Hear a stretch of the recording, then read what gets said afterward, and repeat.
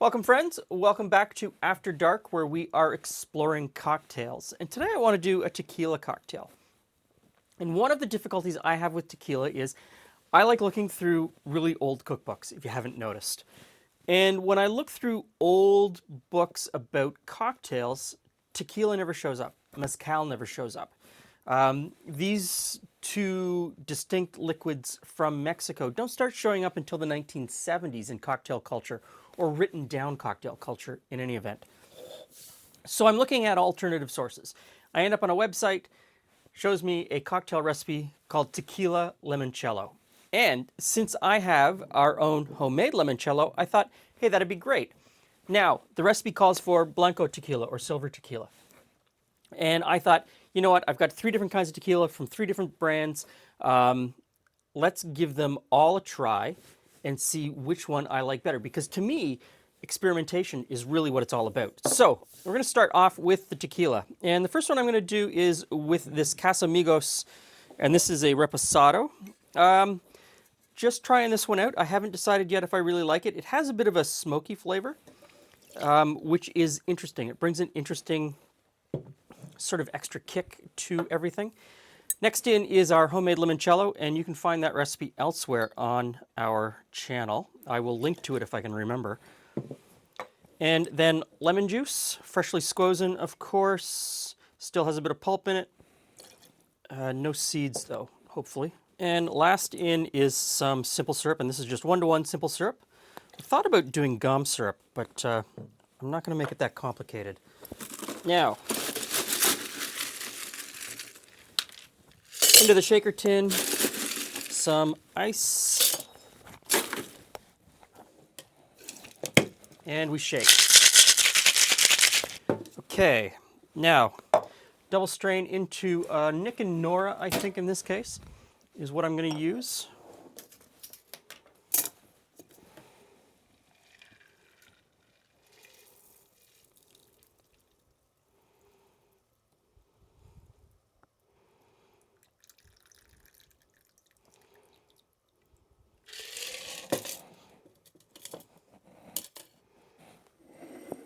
I'm going to put the Casamigos bottle behind it so I don't forget which one is which.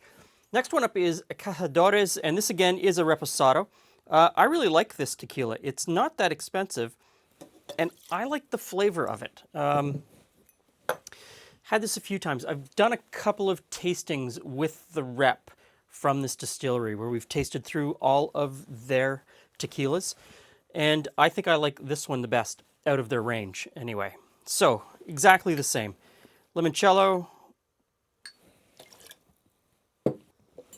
lemon juice, simple syrup,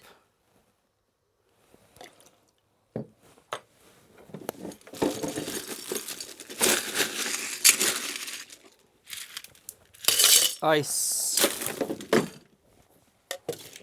shake,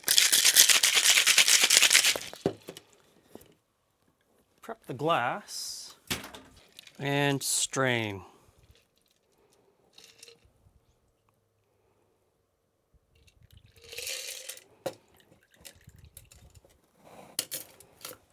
Okay, so we're on to the last one. And the last one I'm going to use Malro tequila. And Malro is the first tequila that I was introduced to in a more serious way.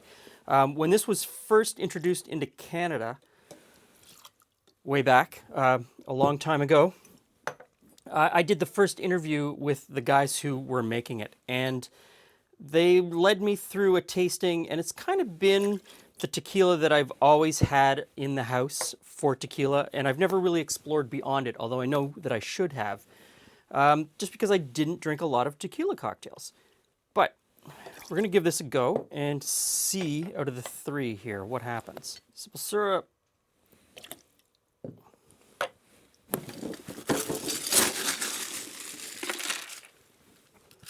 Ice.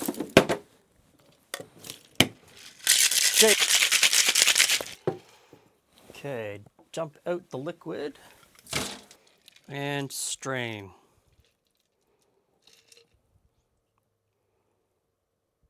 think I'm going to start out by tasting the Malro first. I think it should have the lightest taste of the three.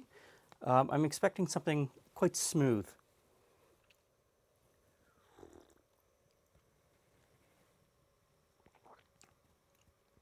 Yeah. The limoncello really comes through. Limoncello is the top flavor that I get. And then the tequila. And the tequila kind of comes in as like a secondary flavor. Quite nice. I like that one. That is a great patio summertime drink, I think. Or by the beach in Mexico drink. Definitely. So, the Cazadores next, or the Cazadores.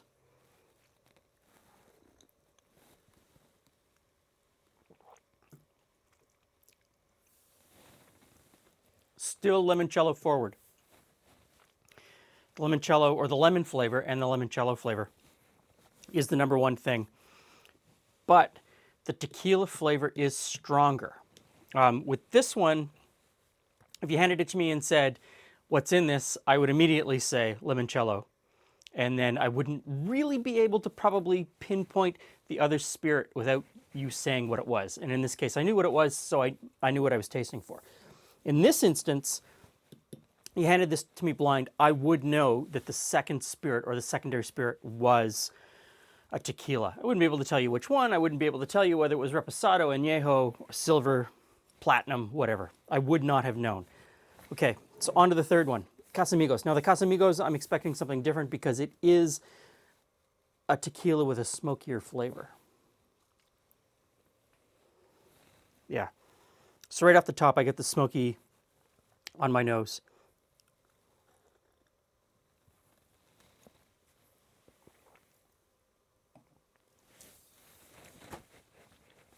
Tequila first. Tequila first, slight smoky flavor, and then the limoncello. And the limoncello, the sweetness from the limoncello. I got the sweetness in both of these from the limoncello, and the added simple syrup, of course. This one, the sweetness isn't there. The sweetness is definitely in the background, quite a ways in the background. I am totally blown away. This is an amazing drink. Absolutely amazing drink. These ones are good, and you know, in isolation, I wouldn't turn them down. I would still drink them. Someone handed this to me, or if I went to a bar and said, hey, give me a tequila and limoncello, and they just made whatever with whatever, I would enjoy it. Definitely good drinks. Amazing cocktail. And this again shows that, you know, you can take one cocktail and just depending on your ingredients, tweak it and really sort of narrow it down into something that you really enjoy. So, you know, kind of throw out all of the cocktail dogma and someone telling you that a certain cocktail with a certain name has to be made with certain brands of alcohol. It's not true. And so I guess I'm just going to have to keep exploring. But for now, I think this is my favorite out of these three, and I will probably enjoy a few of these. I'm going to be in Mexico in a couple of weeks, and I'll be exploring even more. Thanks for stopping by. See you again soon.